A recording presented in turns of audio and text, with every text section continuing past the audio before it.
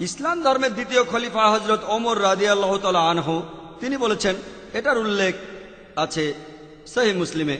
আসসালামু আলাইকুম ওয়া রাহমাতুল্লাহি ওয়া বারাকাতুহু। প্রিয় দর্শক, একজন লোক ডাক্তার জাকির নায়েককে প্রশ্ন করেন যে আল্লাহ তো নিরাকার, আল্লাহর কোনো আকার নাই, তবে হাজিরা যখন হজ করতে যায় তাহলে কাবা শরীফকে কেন পূজা করে? তো ডাক্তার জাকির নায়েক কত সুন্দর উত্তর দিলেন, ভিডিওটি দেখুন। আমার নাম মাধব ফাড়কে। আপনি আপনার লেকচারে বললেন যে ঈশ্বর হলেন, আল্লাহ হলেন নিরাকার, প্রতিমূর্তি ছাড়া। হিন্দু ধর্মেও একই কথা আছে। কিন্তু তাহলে মুসলমানরা হজ করার সময় তাদের তীর্থস্থানকে কেন পূজা করে?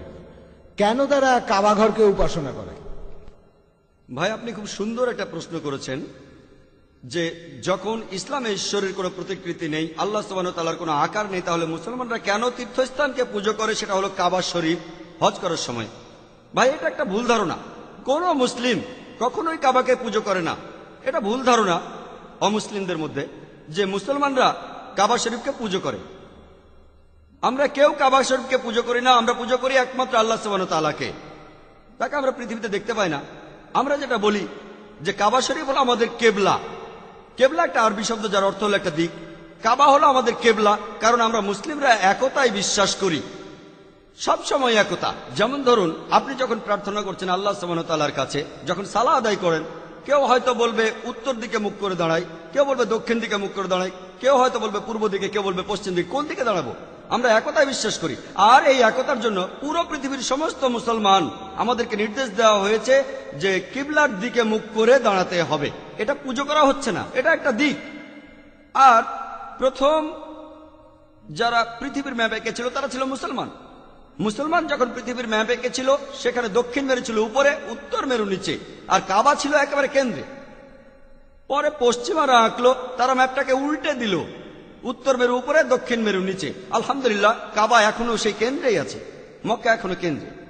আর মক্কাকে কেন্দ্রে রেখে পৃথিবীর যে কোনো জায়গার যে কোনো মুসলমান যদি সে উত্তর দিকে থাকে কাবা শরীফের, তাহলে দক্ষিণে ফিরে দাঁড়াবে। আর যদি সে কাবা শরীফের দক্ষিণে থাকে তাহলে উত্তর দিকে ফিরে দাঁড়াবে। সারা পৃথিবীর সমস্ত মুসলমান একদিকে মুখ করে দাঁড়ায়। কাবা শরীফ আমাদের কেবলা বা দিক। মুসলমানরা একে পুজো করে না। আর যখন আমরা হজে যাই, হজ পালন করি, আমরা কাবার চারপাশে প্রদক্ষিণ করি। আমরা কাবার চারপাশে প্রদক্ষিণ করি কারণ সবাই জানে যে সব বৃত্তেরই মাত্র একটাই কেন্দ্র আছে। তাই আমরা কাবার চারপাশে প্রদক্ষিণ করি আর সাক্ষ্য দেই কেবলমাত্র একজন ঈশ্বর। আমরা কাবাকে পুজো করি না। আর ইসলাম ধর্মের দ্বিতীয় খলিফা হযরত ওমর রাদিয়াল্লাহু তাআলা আনহু তিনি বলেছেন, এটার উল্লেখ আছে সহিহ মুসলিমে, বুক অফ হজের দ্বিতীয় খণ্ডে।